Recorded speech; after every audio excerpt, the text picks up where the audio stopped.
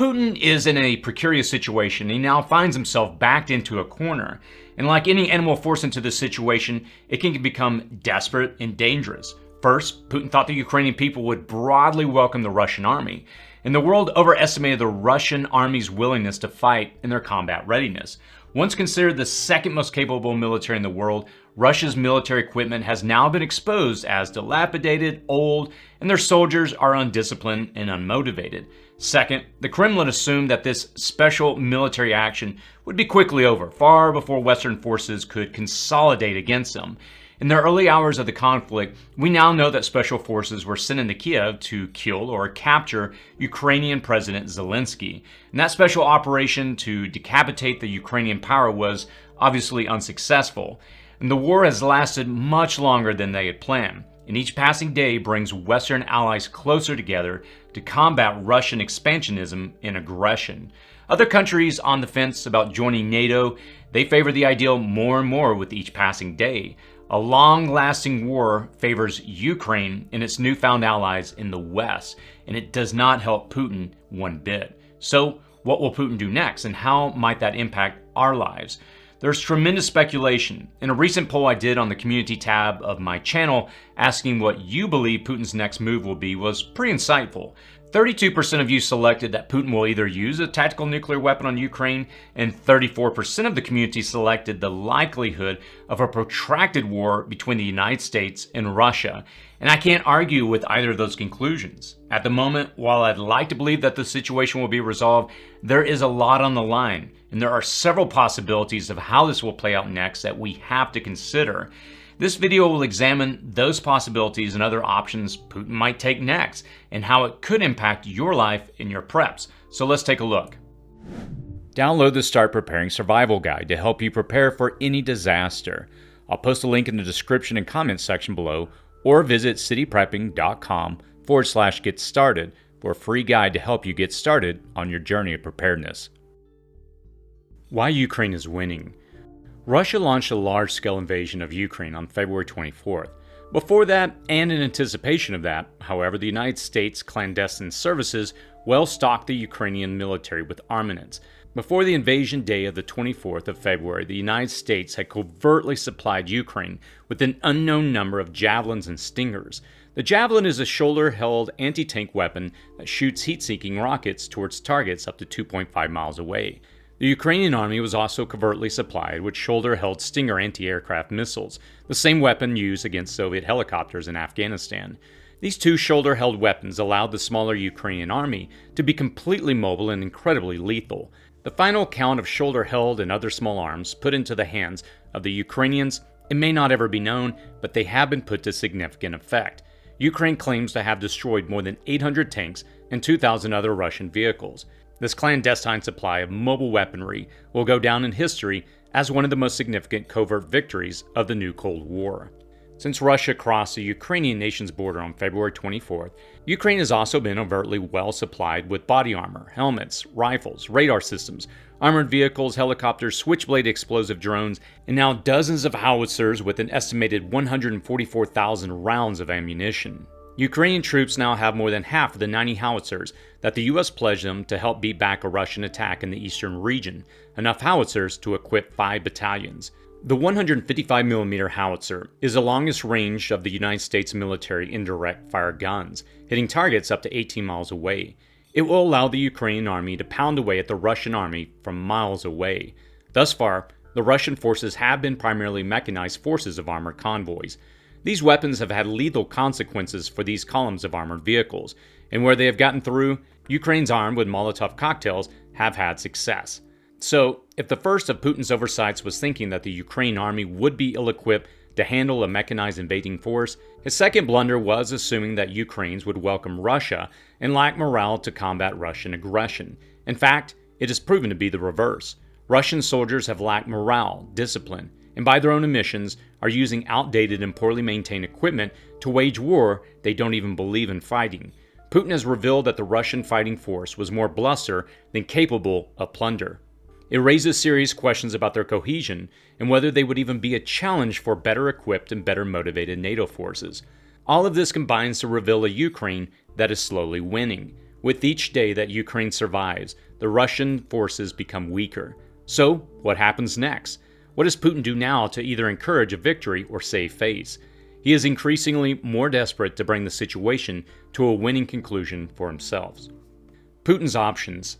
Option number 1, annexation. There are several options for Putin right now that go from reasonable and spinnable to improbable and desperate, and I'll examine each. The first and most desirable at this point is for Russia to annex the contested conflicted zones of the eastern region. Similar to Crimea, he can spin the annexation of these regions as a victory, claim that it has always been his objective in the special operations, and then retreat to Russia with his beat-up army and lick his wounds for another go at Kiev in a few more years. Putin may have no option right now that is winnable, leaving him only this. The problem with this is that he already played this gambit in Crimea in 2014. It was unsavory to the rest of the world then, when under the threat of rifle and rocket-propelled grenades, a Crimean parliament voted to become part of Russia. It only worked then because the Crimean invasion was unexpected and sufficiently confusing. After all, Russian troops wore no insignia, and the attack was so shockingly brazen to the rest of the world that they were slow to react with half measures and what can only be considered light sanctions. The rest of the world has swiftly reacted to Putin's war this time. U.S. and allies' intelligence has actually been incredible. In November of 2021, the U.S. shared information that Russian troops were moving to Ukraine's border. Since then, intelligence services have exposed move after anticipated move, bringing them into the light and making it increasingly more difficult for Putin to surprise anyone. They have recently revealed Putin's consideration of the option of annexation, which will diminish its credibility and can only leave any annexation to be seen as a farce by the rest of the world. As such, it won't bring about an end to the fighting, especially when weapons and aid are flowing so well into Ukraine. Still, it is Putin's most likely next move. Option number 2, Putin loses power. Putin's own oligarchs and generals are increasingly dissatisfied with him, so they are likely a ripe source of information to covert Western forces. Also, sanctions like never before seen have been implemented. Gas lines are being shut off, oligarch assets are being seized, and may be sold off to fund the Ukrainians. Import, export, travel restrictions, individual and financial sanctions have been implemented with great haste and with the blessing and support of most of the world's countries. Putin has tried to pivot out of these by cutting gas lines for countries that won't pay in rubles, by switching as much as he can to a ruble-only economy and other measures meant to shore up the currency. However, these are artificial measures, and Russia remains isolated from the majority of the world. Her inability to export what she produces, the failure of the country to import what it needs, and the central bank of Russia's instructions to stave off inflation and the drop of the ruble's value can only hold back the inevitable for just so long. The president of the Central Bank of Russia also tried to resign, but was allegedly denied that possibility by Putin himself. Make no mistake about it, though, the Russian economy is being hit hard, even if it has shown that it can take a few punches. Butting up to China alone will likely not be enough to deflect enough blows to remain on its feet. Still, it probably won't be enough to result in Putin being overthrown or removed from office. His grip over Russia, it's too complete. Any recent photo of him addressing oligarchs or even his own generals shows a great distance he sets himself apart from others. A coup isn't likely when the people he trusts can't get within 30 feet of him. The Russian people, for their part, aren't expected to rise up. The ruble has been propped up artificially, so they aren't feeling the economic pain at the moment that the oligarchs are feeling. Plus, if you so much as wear the colors of the Ukrainian flag, you risk being thrown in jail or simply disappearing. The Kremlin controls the information, and all other sources are outlawed. Putin controls and enforces a narrative. Though the people are wise that they're being played, they are suspicious enough to believe that maybe the West is out to get them. As every day goes by, however, where Ukraine remains Ukraine and continues to exact a heavy toll on the Russian, Chechenian, and Belarusian forces, the narrative of a special military operation to liberate Russians tormented by Nazis in Ukraine becomes less and less tenable. Putin grows a day older and a day more stressed. Maybe something will come of this option yet, or perhaps it will lead to a more desperate measure. Option number 3. Putin broadens the front. When pushed into a corner and unable to make significant strides in Ukraine when so many opposition armaments and aid are being pumped into the country, Putin is likely to seek to refocus the world's attention away from Ukraine so he can encourage a few victories, thereby broadening the front to threaten other countries. Building Russian forces on the border of Finland, Estonia, Lithuania, Latvia, or through Belarus to Poland, or even towards Turkey, could result in the West being forced to turn its attention to these other possible fronts. Putin isn't without significant complications here too. Before he could even turn his attention to the Baltic states, the US and NATO started sending massive amounts of additional military aid to these countries. Estonia, a small Baltic state bordering Russia, has also pledged $222 million in military assistance to war-torn Ukraine in recent months. The Baltic states and Poland have served as pass-through proxy entities to arm Ukraine. Bolstering them further would be easily accomplished, and they are already far superior to the Russian forces across the border. Finland and Sweden potentially entering NATO will anger Putin to no end, but there isn't much he can do about it but to make threats. Both countries realize the future threat of Russian aggression and expansionism outweighs the Kremlin's current threats. Putin's war and its well-documented and publicized war crimes are driving these northern countries more and more into favoring an alliance with the rest of Europe. So, while broadening or threatening to broaden the front is definitely one of the cards that will be played in the coming weeks, it's all just bluster now. Option number 4. Shocking use of armaments. Allegedly, Russia launched one of its hypersonic missiles on a target in Ukraine. I use the word allegedly because there's some questionable proof that this happened. It is also highly doubtful whether Russia even has any hypersonic missiles at the moment. They have a history of releasing information and claims of military might that has thus far been revealed just to be a lot of talk. The reality being exposed to the world is that Russia's military is poorly maintained and antiquated. The question on everyone's mind is whether they will be so desperate to use a nuclear weapon. The question then would be the target. Attacking any Western ally would result in a reciprocal attack that would reduce Russia to ashes, so there's no winner. However, attacking Kiev with a small nuclear weapon isn't out of the realm of possibility. For Russia, it is a justifiable act within the bounds of war. Though it has a hallmark of particular brutality, the Kremlin would justify the action by pointing to the United States' use of atomic weapons to hasten the end of the Second World War. Putin's actions have the most significant impact in those areas of diplomatic global grayness. One thing holding him back from such a drastic decision would be that the prevailing winds of a nuclear weapon would spread radioactive ash across China, and China, the only possible ally in Putin's fight, isn't likely to take kindly to that. Still, the use of a shockingly powerful weapon in Ukraine sends a loud message to the rest of the world that Russia is strong and will take any measure at its disposal to defend itself. So, the possibility of Putin eventually going nuclear is more significant than one might have thought just 2 months ago. Before this final option, though, it's highly probable that Russia would instead engage its more conventional and superior air force in a campaign of indiscriminate carpet bombing. It is also highly likely as dozens of howitzers come online in various areas of the Eastern Front. Bombing campaigns would bring an entirely new dynamic to the conflict. The West's countermeasures would be to scramble to get missile systems into Ukraine and to attempt to enforce no-fly zones. It drags out the war even longer and dangerously escalates it, but it does favor Putin. It creates a greater distaste in the West's population and a greater fear that their own sons and daughters might be deployed in the war zone. Of all the scenarios thus far discussed, other than annexation, Putin's escalation to an aerial bombardment to create shock and awe is most likely. There would not likely be an immediate armed response, but it would further deepen the complications of the war crimes charges. It would further increase sanctions, isolating Russia entirely from the world stage. It likely would not be well received by the Russian people, assuming they ever had verifiable proof of its broadcast to them. So, a shocking escalation is possible, though the nuclear option is the least likely scenario. What you should prepare for.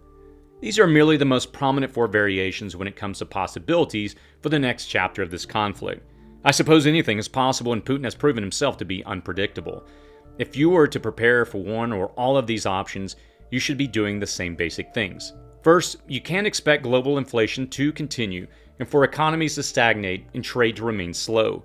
We have recently highlighted on this channel how the lockdown in China will impact inflation. We've covered how natural gas, oil, and coal are all increasing in price and why. We've covered why fertilizer will be in short supply and harvest yields will be significantly lower this year. The bigger picture is more than just Russian and Ukrainian wheat and sunflower oil. It's more than just the valves of Gazprom being shut off. We've also covered the global grain shortages and the grain hoarding activities of Russia and China. These individual problems combine to be larger than any one part or person, even more considerable than the government or collection of governments. These problems combine into one grand global predicament for which there isn't an easy solution. There is one guarantee though. You're guaranteed that prices, they're going to increase. The combined impact of the China lockdowns and the ongoing removal of Russia from the global markets will be felt far into this winter, even if they are entirely resolved today. Winter, by the way, favors Russia because it makes European nations desperate for heating fuels. Globally, we should all prepare for continued shortages of some items and product scarcity. How that impacts you directly will depend on your nation's level of affluence and your personal level of dependence on global supply chain. How this impacts you directly will depend on your nation's level of affluence and your personal level of dependence on global supply chains. If there's a shortage of sunflower oil because Ukraine can't make it and ship it, that might not be a significant factor for you. Sunflower oil isn't on the shelves of many US grocery stores. You're more apt to see canola or vegetable oil. Other countries, though, they're highly dependent on that one oil, more so than other vegetable oils or olive oils. Likewise, a wheat shortage, absent panic buying, likely won't be felt in the United States other than as a reason to increase the price. Even if an actual shortage existed, likely the American consumer would simply pivot begrudgingly to some other alternative flour.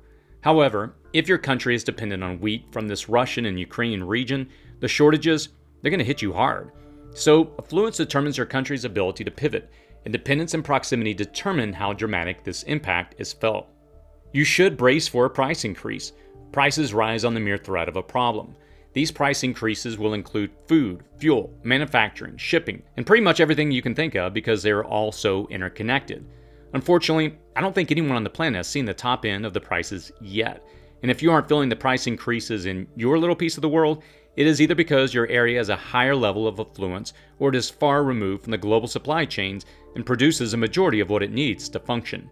Shortages and inflationary pressures, they can bring about problems other than simply higher costs. Political change, consumer frustration, elevated crime rates, and civil discord can all be the end resulting expression of higher prices. As a prepper, these pose another slate of problems and the possibility of runs on store and the masses panic buying. So you should be preparing for what we continually tell you to prep: water, food, and grid-independent energy at the very least. You should also anticipate a more significant collapse of structures we are overly dependent upon. Find alternative sources for your resources. Learn new skills that increase your personal value. Grow something that will feed you or supplement your food supply. Prep for even worse to come because it is likely already on its way. Strengthen your finances and your health to ready yourself for even darker days ahead. Right now, Putin is unable to win the whole country of Ukraine. He's having trouble even controlling the narrative. Putin will have difficulty justifying an annexation of the eastern regions of Ukraine and a risk an escalation of the conflict with the rest of the world. He also won't just simply retreat back to Russia's original borders. Small bombings made to look like they are Russian separatists in regions near the conflict zone, as we saw recently in Moldova, will continue. Further price increases are inevitable, and the possibility of any concentrated cyber attack from Russia, it does become less likely by the day. If that were an actual viable option, Putin would have already pulled the trigger on it. Now, that doesn't mean it is entirely off the table, but it is more unlikely by the day. One of the four options that I've outlined here, or some combination of them, is highly likely. This drama will continue to unfold on the world stage far from our influence and direction, but that doesn't mean we can't prepare for the fallout. We will see higher and higher prices. We will see scarcity for a host of reasons. And we may even see an escalation to panic buying or even civil unrest. Now, as I detailed earlier, much of what you will see will depend on your location, affluence, and dependence. What do you think Putin's next move will be? Let me know in the comments section below, and please take a look at the China lockdown situation video next, which I'll post here at the end of the video, as that might be an even more significant threat right now. As always, stay safe out there.